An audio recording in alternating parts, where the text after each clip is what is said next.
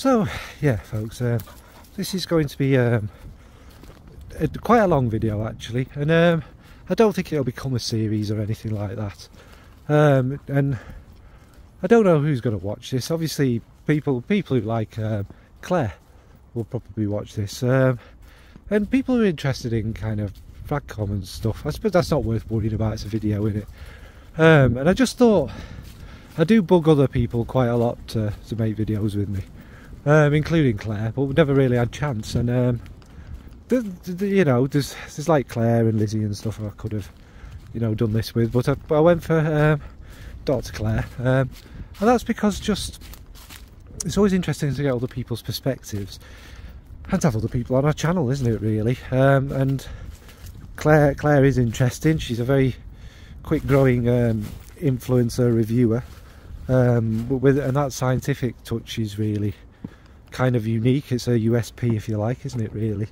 And yeah, I just thought it would be interesting, and I'm sure other people will enjoy it. And I tried to make the questions not overly John, you know what I mean? There weren't really many ridiculous ones, and there weren't very many kind of over ones to push controversy, because I don't think there's any need, is there really? And if I make this long, this video is going to be even longer. So that's kind of the idea about it, was just to kind of let's get to know Claire a bit, and let's get to know Claire's perspective on everything, because let's face it, I moan enough about it, don't I? So anyway, yeah, we'll get cracking on with it. Hello, I'm Claire Smith, and I make videos all about perfume and perfume science and perfume history and perfume psychology. And John has kindly asked me to be one of his guests in his question and answer sessions, and I'm very honoured to be possibly the first one. I'm not quite sure.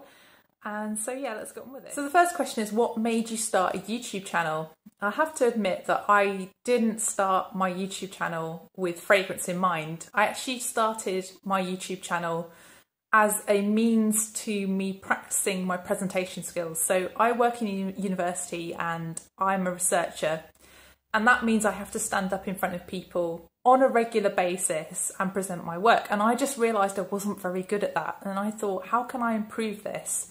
How can I make this easier for me? Because I found it traumatic, and I thought I can maybe start a YouTube channel. Maybe that would be a very painless way to practice my presentation skills in a way where no one would know me. My name's Claire Smith, so you know, you're a Smith, you're basically anonymous in the world, aren't you? No one's going to see me who knows me, but I can put myself out there and I can get feedback on my presentation skills. So I started making videos about how to find mutations in patients, and I got a few people watching those and a few responses to those. But I realised that there was very little traction in those videos. So I was going to run out of content very quickly because of my limited video making skills and not really being able to do my bioinformatics from home at the time. So I started making videos about other random topics. I made some about money saving. I made some about just reviewing some empty products that I'd used up, like makeup and shower gel and shampoos and things. And then I happened to make a video about fragrance, and fragrance was something that I'd really got into during lockdown.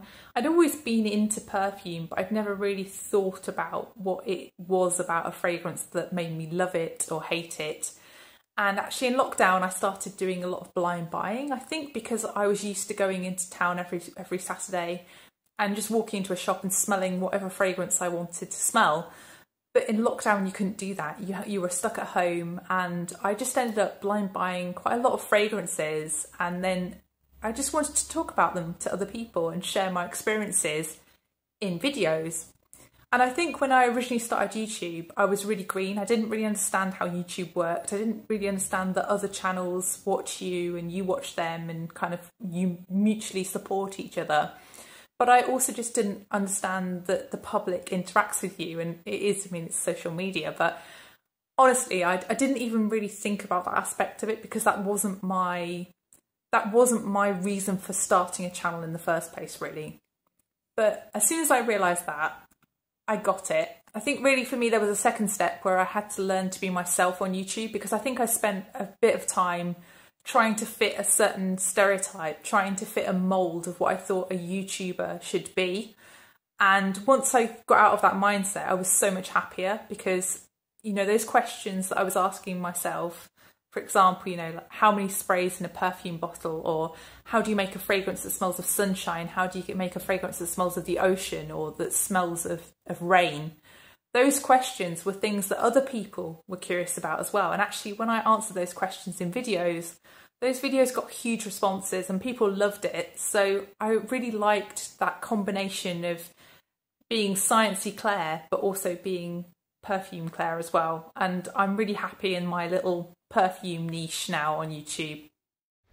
So yeah, thanks for the answer there, Claire. It's interesting that you started with something completely different.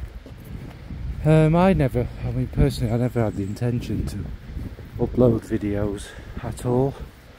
It just kind of happened. So yeah, it's interesting, and I can see how it would have been good practice. We need to see these videos, these science videos, I think, Claire. Funnily enough, the very first video I watched of yours, I was recommended by Sam Smells. Sam and other people kind of always recommended you, so I watched it. It was an empties video, and you were talking about empty shampoo and soap and toothpaste and stuff that you'd used. And I think what it was with you is you're so methodical, and so everything has a reason and it's all kind of planned. It's really quite interesting actually to watch.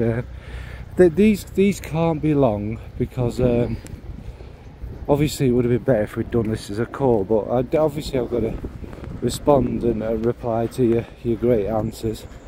So yeah, I suppose we were quite lucky we got your videos, and your science ones are very interesting and very unique, very you, aren't they?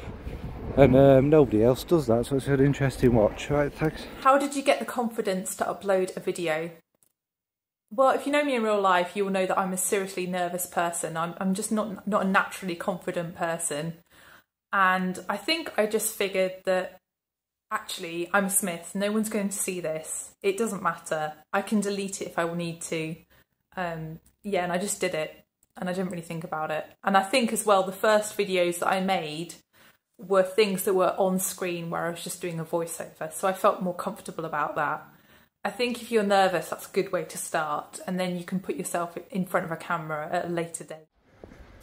So yeah, I suppose that explains it really, starting off dipping your toes in, etc., and kind of going a bit slowly over it. Obviously I can kind of relate to that, given I don't appear in my videos, and some voiceovers as well, but yeah, well, I'm sure we'll all agree you do seem to be quite a natural at it, Claire. Right, Who did you watch when you first started?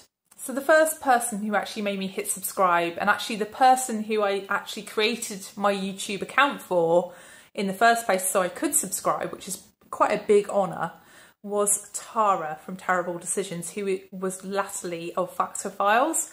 I used to watch Tara's makeup channel all the time and never missed a video. I was obsessed with that channel, and I was really, really sad when she switched to perfume, even though I was actually, you know, at the point of about to make perfume content myself. I just liked her makeup channel so much. I also used to watch Arlene from Delicious Delights. I still do watch a bit of Arlene, but not as often as I used to. And I also used to watch Soaky London, and I used to watch Miller LeBlanc. I've actually stopped watching both of those now. I just don't find Miller someone who I want to listen to after some of her views on various topics. I found it a little bit troubling.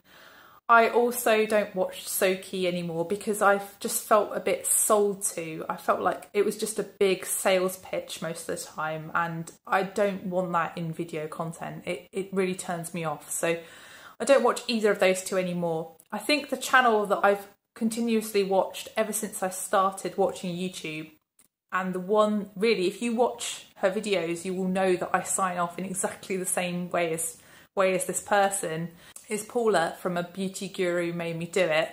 And that channel is all about overconsumption and Paula's struggle with overconsumption of makeup. And I just really find that topic completely fascinating. I'm someone who's very green. I try to buy my clothes secondhand. This was secondhand, for example. I try to buy my fragrances secondhand if possible. I'm just someone who doesn't overconsume in really any area of my life. Even if I am on YouTube, I try to be as green as possible.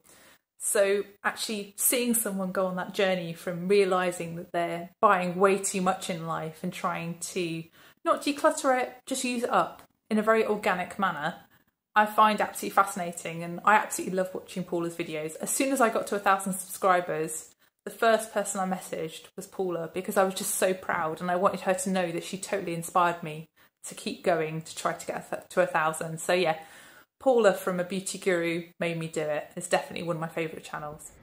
Yeah, it's quite an interesting answer there. My first was Fragmentals, Chris and Steve, Frags to Riches, Everyman Fragrances now. And Chris was the pure chance that that's what YouTube brought up when I was searching for something. And then Steve just, and he's a laugh, and he's the one who kind of inspired me to go a bit further onto Instagram and stuff like that. But yeah, them first people do kind of stay with us, don't we really? I think one of the earliest people, YouTubers that I really watched and really did inspire me and my style and stuff was Clémence, and that's got a lot to do with the way I do stuff. So yeah, they do kind of reflect us, don't they? I watched Mila's quite funny. Take it with a pinch of salt, and Sophie is one of that kind of it's quite popular now, isn't it? Just people who read Fragrantica notes, in case people can't read. I suppose it's a video kind of just reading what's on the bottle and stuff, and I suppose for some people the visuals are quite, you know, important and stuff, and I suppose we're all different. But yeah, I don't really, same as you, we watch people we kind of connect with and have interesting things to talk about and interesting new fragrances, etc., don't we? So yeah, that was a good answer, thanks for that. And I suppose I'll need to watch that lady to see how similar you both are. Be interested, wouldn't it? But we're all influenced. Is the community the same as when you started, or has it changed? How has it changed? Clearly the people involved in perfume YouTube do change over time. The people I started with, I would say there's very few left, and I'm very grateful for those people still being, you know, friendly towards me and talking to me, because I absolutely love to see how they're getting along too. And I've found those people very, very supportive over time, actually. I think, you know, YouTube, depending upon the type of content you do as a perfume YouTuber, can be extremely expensive. And I guess people who don't get loads of subscribers or don't get PR, that can be something that can overwhelm them in time, and so people drop off the radar a little bit. I also think, you know, YouTube takes a lot of time. It's something that is very time consuming, and if you've got anything else going on in your life, YouTube can just feel like too much, and I totally get that, why people would just drop out of YouTube. I think as well, the types of fragrances that I see being talked about on YouTube have really changed over the couple of years I've been here. I would say that celebrity fragrances have definitely narrowed. There are very many fewer brands of celebrity fragrance, celebrities making fragrances. I would also say that Middle Eastern fragrances have really exploded, and I would say it's more the cheap end of the Middle Eastern fragrance that's exploded more, although Amouage clearly has exploded as well. I think the cheap end is where people see the views are at, and I think people who wouldn't normally buy those fragrances are now buying them, even the bigger channels, because they see the views and they know that they'll get subscribers from buying those fragrances, even if they wouldn't typically buy them just for them. I also have seen that brands seem to come and go more quickly, and there seems to be like little brands appearing, coming up from nowhere, and then they just fade again. And I guess that's PR to a certain extent. I guess that, you know, people hand out PR everyone talks about you, and then as soon as the PR's gone, no one talks about you if you're not any good. I also have seen that brands that I thought were quite established, like Kilian, like Mugler, seem to just not be talked about as much as when I first started. And I guess that just maybe reflects them being bought by conglomerates, and that's maybe why they've kind of shifted a little bit and why the community isn't talking about those brands anymore. I'm not sure. But yeah, it does change, and I also think that affiliate marketing just seems to be absolutely everywhere, even for smaller channels now, which is something I didn't really see much of in the past, but that's really shocked me as well, just the growth in affiliate marketing. I mean, it's really interesting you say about the people going who we started with. Personally, I mean, you mentioned Tara before. I didn't click onto that, but yeah, she's somebody who I thought was great, who's kind of gone. Brandon, but one of my first, who's still about but not making videos sadly at the moment, is Scott, who was like the 4th person I ever subscribed to, I think, and Scott is someone who I have enormous respect for, and somebody that you know I'd still watch, still quite close to. He just has a kind of no-nonsense way of doing it, and he actually described the fragrances and talked about fragrances that I hadn't heard of before, and new and interesting ones. It wasn't, you know, top 10 panty dropper kind of lists from Scott. It was interesting stuff, and he's influenced me a bit, and yes, someone I just have respect for. The affiliate links, yeah, I mean, all we're getting now really is adverts, and a lot of the newer ones are jumping straight on that train, aren't they? So you're not getting people who are passionate about fragrance, it's getting people who are trying to make money, which is fair enough, but it does kind of dissolve it a bit, doesn't it? And you get the odd great person who's harder and harder to find because their content isn't pushed, but there are still some great people out there, aren't there? I mean, it took me about, how long have you been doing it? About 9 months, maybe a bit longer, to find your content and that. Same with well, I think I started watching Sam when she first started, but yeah, it's interesting. People move on and go on to other things, and yeah, now it's kind of getting like that. And you're right about the fragrances that have come and gone. I mean, Kilian aren't probably spoken about, because I'll tell you what a bit of it is to me. It's not just the fact that the fragrances aren't that interesting and exciting anymore, because there's a heck of a lot of fragrances that aren't interesting and exciting that I've spoken about, but they're not PR, are they? And I think that's probably the truth. You're not going to get PR, you'll be unlikely to get PR from LVMH or L'Oreal or the other one, Estee Lauder. So yeah. What motivates you to make more videos? Well, I think YouTube video making is something that is essentially addictive, isn't it? It's something that really gives you a dopamine hit. When you get a good video, when you get lots of views, when people give you lots of comments that are positive and you get lots of likes, you just feel like you've done a good thing.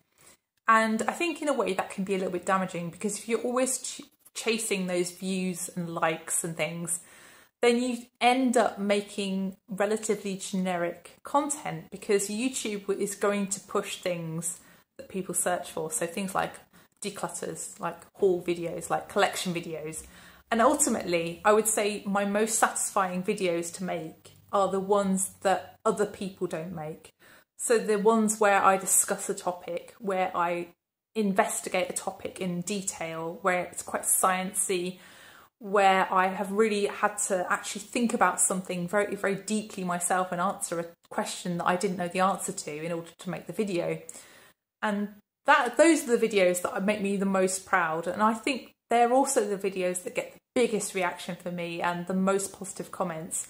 I don't know whether people know the impact of their comments on YouTube, but when someone leaves you a lovely comment, it just gives you a warm, fuzzy feeling inside, and it's made me realise just how important commenting is. If I see a new YouTuber and I watch their video, I will always leave them a comment, and I will always press like, because ultimately when you're small you don't get that feedback very often, and it's just so nice to get that positive reinforcement of you're doing okay, people will enjoy this, because it can be quite lonely when you first start. And I think that really is the thing that motivates me, the feedback, the positive feedback, but also the feedback that says, that was nice, but I would prefer it if you did this. As long as it's constructive, as long as it's not super negative, I'm very willing to take that on board. And I'm very willing to make videos based around what people request. If someone has a question, then I'm quite willing to try and answer that in a future video. So I find that useful as well. I also just want to always be speaking the truth on YouTube. I think YouTube has some issues around influencers making fragrances. I think that's a big thing on YouTube that I find troubling, because I know from personal experience that channels that make fragrances are generally the bigger ones, and that puts pressure on smaller YouTubers, because those channels have lots of followers that potentially your followers also follow. And you saying something like, I don't like that fragrance, and explaining why, can really have a negative impact on your channel. And that means those fragrances tend to get much more positive reviews than they otherwise would. And I think this is a very difficult subject on YouTube, because I don't think anyone's really addressed this yet. And also, I find it troubling when influencers who work for the same brands as other influencers who've made fragrances review that fragrance. To me, that's a little bit of a problem. So yeah, I just always want to be honest and open about my views on fragrances. And just because I don't like something doesn't mean that other people won't like it. It's just me expressing my opinion, and really doesn't matter. It doesn't matter at all what I think in the grand scheme of things. I'm just a very small blip in the perfume world. But yeah, I just want to be absolutely truthful. To be fair, Claire, I think you are absolutely truthful, just going to that. I think that's why people respect you so much. And I guess I can kind of obviously I'm not really a YouTuber person. I mean, don't go make a lot of videos. But yeah, I'm obviously more of an Instagrammer, and I suppose being an old hat, people do generally warm to you, leaving comments and things like that. It quite embarrasses me. I don't know anything more or less, but yeah, like I say, people know me, and you know, so I don't get, you know, I'm not trying to offend anyone or anything. I'm quite balanced. I think you are too. I mean, I think it's really important, and almost kind of like something we should all do, is be honest about something, because it makes me cringe and sad. I suppose we do influence people, everyone does. And if you're bigging up something that's rubbish, well, that's on your head, isn't it? If you've influenced someone and you've lied, they're not necessarily going to like it whether you've not lied or whatever. But if you've lied and just said, oh, this is the greatest thing ever because you got it for free or whatever, yeah. So thanks for that. What irritates you about YouTube? So I think there are 3 main things that irritate me about YouTube. The first one is that YouTube as itself annoys me as a content creator, because YouTube will tend to push videos that are very generic. So it will push videos that say haul, declutter or collection in the title, and that are those kinds of content, or are things like most complimented. I guess those things are maybe the things that people search for. But I just think that maybe, you know, there's a world out there outside of those generic types of content that are perhaps more interesting videos for people to watch. And YouTube typically won't push other types of video. And that's a problem for me. I can see this in my own videos. So I can see that maybe I've done a different type of video. It's got very low views, but it's got a really high click-through rate. And if people aren't seeing that thumbnail, then of course I'm not going to get views. But if they are seeing that thumbnail and they're instantly clicking on it, then they clearly have an interest in it. So why is YouTube not showing that to other people? I think the algorithm is a big issue for smaller channels on YouTube, and it's very difficult to get started on YouTube unless you befriend a lot of channels and get a lot of comments and likes from other channels, because the public will never see you, basically. So that's one problem. I think the second thing is when people are frightened to step out of line and to just say something is wrong. That bothers me on YouTube. So for me, it's really the fact that affiliate links are not classed as an advert. To me, if you've got a link through which you will earn money from someone buying a fragrance you're talking about, you have a vested interest in making that fragrance sound like it's good, because you will get paid more money if somebody else thinks it's good and clicks through on your link. I think that's a big part of the reason why I've stopped watching a lot of the larger channels, because I don't like the feeling of being sold to. I want to see someone's genuine passion for fragrance, and that just isn't there sometimes with larger channels. And the third thing that annoys me with YouTube is the fact that some people just blatantly cheat. You know, you can check anybody's YouTube channel on Social Blade. You just register on there. You can type in anybody's channel name and you can see whether somebody has recently got 2,000, 3,000 subscribers in 1 week when they've not even released a video. And, you know, you can see when somebody isn't a genuine channel with genuine followers, when they have just random huge numbers of subscribers coming when they haven't had any subscribers for weeks. And that is something that I have realised that a lot of channels do. It's really not clear sometimes which channels have genuine followers and which ones don't. And actually looking at Social Blade stats has really opened my eyes to that. And I just did not realise the amount of different channels that do pay for subscribers before I looked at Social Blade. I'm not sure what the motivation is, but that's the other thing that really annoys me on YouTube. The fact that no one seems to call that out and YouTube seems to do absolutely nothing about it, or from my point of view, does absolutely nothing about it. Maybe they do in private, maybe I just don't see it. No, I suspect you're probably right, and right to be suspicious, Claire. I mean, again, we'll bring it back to Instagram for me. Some of the pages and their followers or whatever is laughable. It's hilarious. You're talking hundreds of thousands on some of them. I mean, it used to be tens of thousands, but now it's just like it's just got out of hand. They've got away with that, so they've gone a bit crazy. Now, again, I don't get it why. I mean, do they need their mummy to say they're a very good girl, a very good boy, they're very proud of them? I don't get it. But that's how it is, and I suppose the nature of YouTube. I don't even have an issue with people saying that's fine on its own, isn't it? It's just the dishonesty and pretending that stuff isn't PR or they aren't sponsored, or like you say, the affiliate links, of course they're bloody sponsorship effectively. It's just the dishonesty. Why are you dishonest? If you're so, you know, happy about taking all this stuff, why are you so ashamed to mention it? Why is it so underhand and dodgy? But I guess that's modern life, innit, really. Shame, but it's how it is. And yeah, I think again, people, you've done one and you were very open and honest about it, clicked all the right buttons and that. So yeah, I need to stop waffling. What would you like to change about YouTube, and what would you like to change about your channel in general? So I think with YouTube, I would like to normalise sampling. I think I see a lot of people reviewing fragrances who've just blind bought an entire bottle, and I don't see the need for that. I don't think that that's necessarily a good message to send to people, that you try something by buying an entire bottle. I get that people maybe want to talk about the bottle, but you can see the bottle, or you can, you know, look at a picture of a bottle.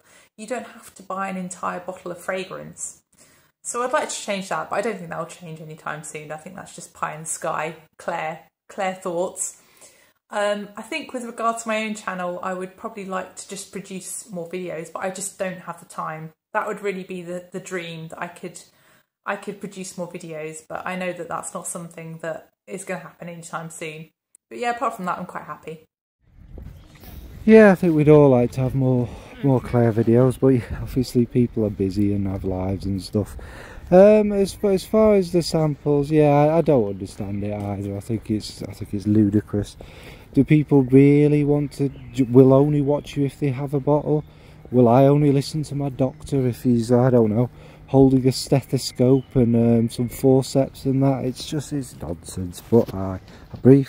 So next, John's asked, which animal would I like to be and why? I always think of myself as an elephant because I'm quite a thoughtful person, and I'm quite slow in a way, and I get spooked easily. So yeah, an elephant is probably what I would be, but I would really like to be a cat, but I'm not sure I am a cat. I don't think I'm cool enough to be a cat. I'm not sure I can comment too much on that. I've always thought of you. People will be think I'm being rude. A rat, because they're smart, they're efficient, they're very clever, they're very actually warm and intelligent and empathetic, aren't they? So yeah, anyway, I'll leave it there. No offence. The next question is, do I prefer vintage or modern fragrances? I think, 3 years ago this wouldn't have been a debate. I would have just said, hands down, modern. But I think nowadays, having just tried all of the fragrances that were released in 2023 that I have done, I would say that I'm definitely harking back to an earlier time in designer perfumery, because I've realised just how unoriginal a lot of designer fragrance is, and also just how stuffed full of aroma chemicals a lot of designer and a lot of niche fragrance even is nowadays. I think there are so many niche brands that just instantly turn me off because of just how heavy-handed they are with their aroma chemicals. I think really for me it's not necessarily vintage. When I think about my collection, if we're defining vintage as anything over 20 years old, I have very few fragrances that are actually over 20 years old. I think I've got, things like Chanel No. 5, like Coco, like Bandit, like Angel, Kenzo Jungle as well, Cerruti 1881. But then I struggle. I really can't think of many fragrances other than those. So I think I don't generally love vintage, but I definitely hark back to maybe 10, 15 years ago in designer perfumery. That's really where I think the golden age was at. And I think it ended about four or 5 years ago. Maybe around COVID, I think it was really when an originality became a massive thing. And when, as well, a lot of big brands got bought by a lot of conglomerates. And you can see it, can't you? You can see the changes that have happened with brands like Guerlain, with brands like Mugler, with brands like YSL and various other things. It's just very, very telling when brands get bought up. Kilian is as well as another one. So yeah, I think the golden age is somewhat over. Yeah, I mean, I'd have a lot to say on this as well, but I completely agree. Vintage, I'm starting to warm to it more, but I suppose it's like drinking wine, isn't it? You start with Alka-Pops and, then you prefer something with a bit more. And yeah, the conglomerates ruin everything. I mean, chocolate's another example, isn't it?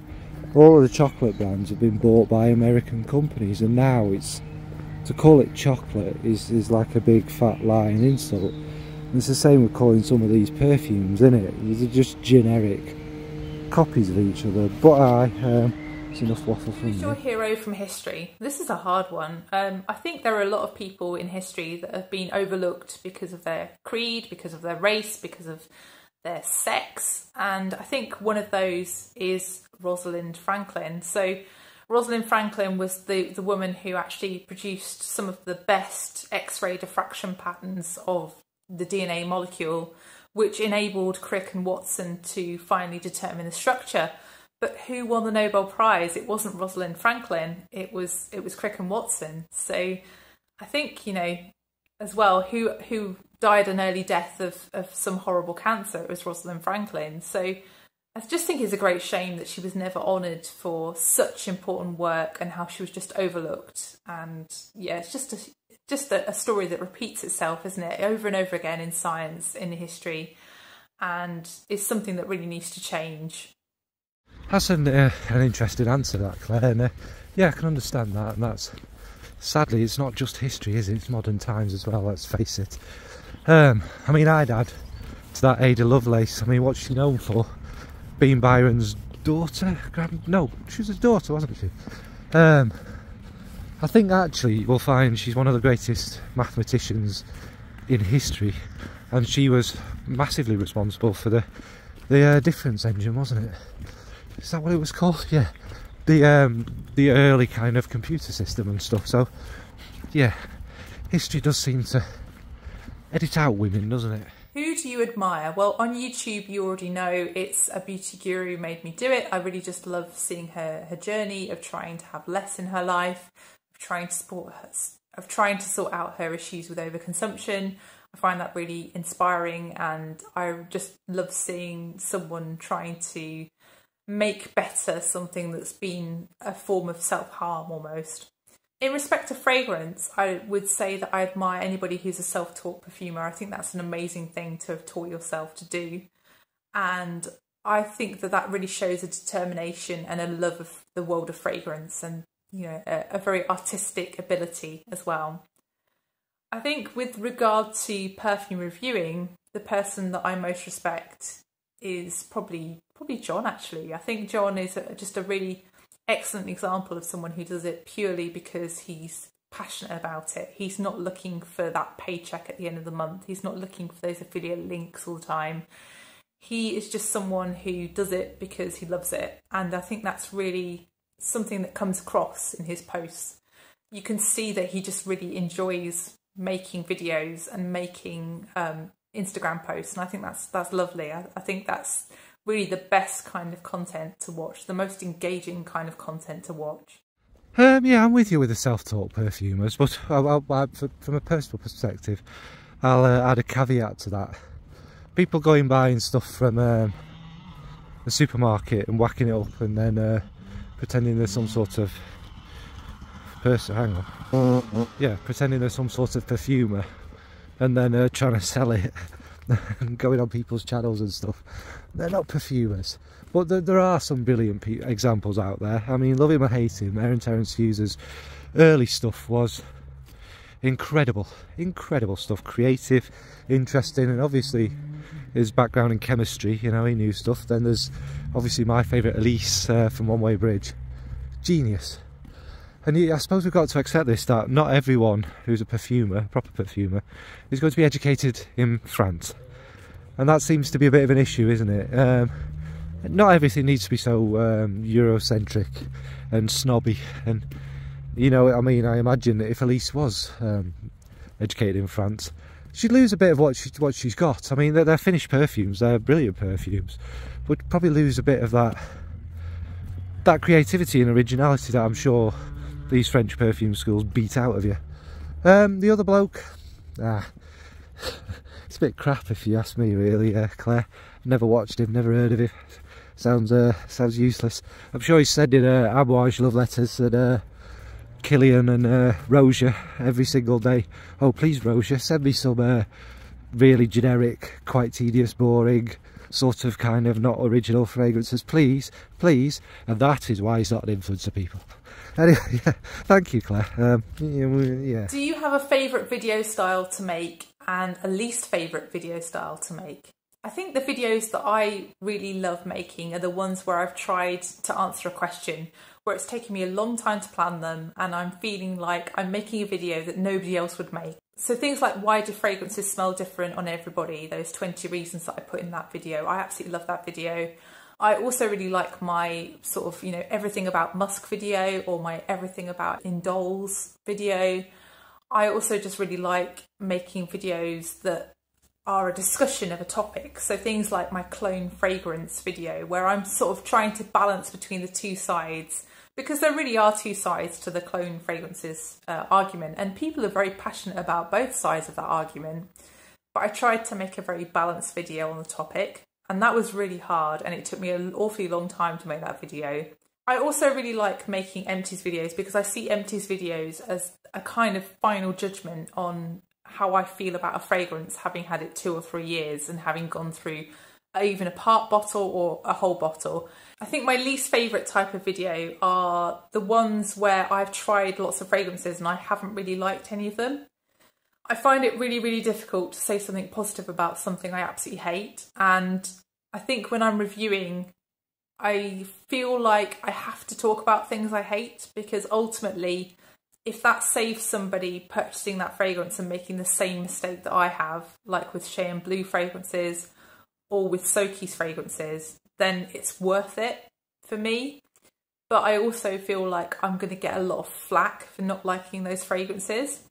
And that can sometimes be a difficult thing to cope with. So I worry about making these videos. Basically, it's super awkward, but I'm always trying to be honest. I think obviously it's why we watch you, Claire. Why you know you're so popular and kind of admired about it. We want honesty. We want someone to, you know. I don't struggle with it because I'm not bothered. The thing is, it's probably again my career of having to be polite about the most things that is hard to be polite about. Let's put it that way, and to be objective and fair and balanced. And obviously, my degree leans a lot of that's beautiful, isn't it? A lot of that way. So I enjoy the challenge of things I really hate and making them out to sound. Pick out the good parts of them, really.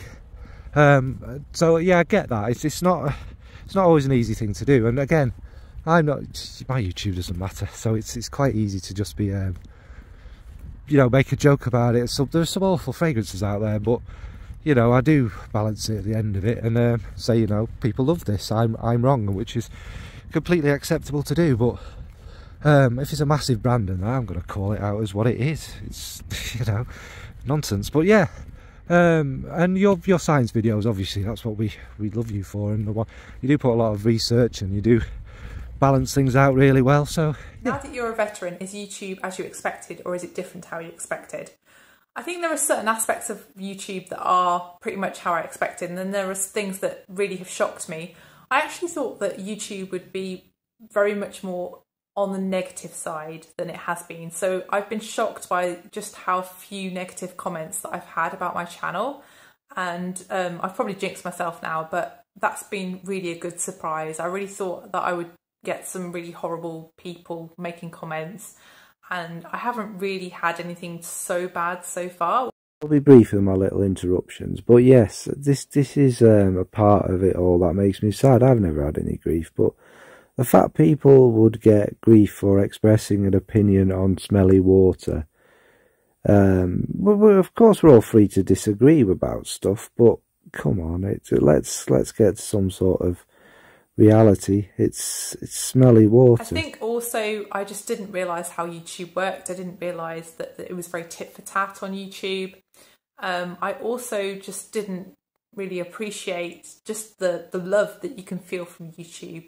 I think when you have a community and you have lots of people viewing your videos, that's just a really comforting feeling to know that people are looking for you and are watching you every week.